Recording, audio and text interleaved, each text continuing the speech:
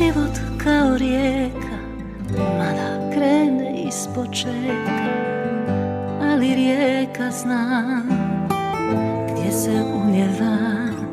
Život umire bez srca, jer on postoji do kuca, kada srce zna kome pripada.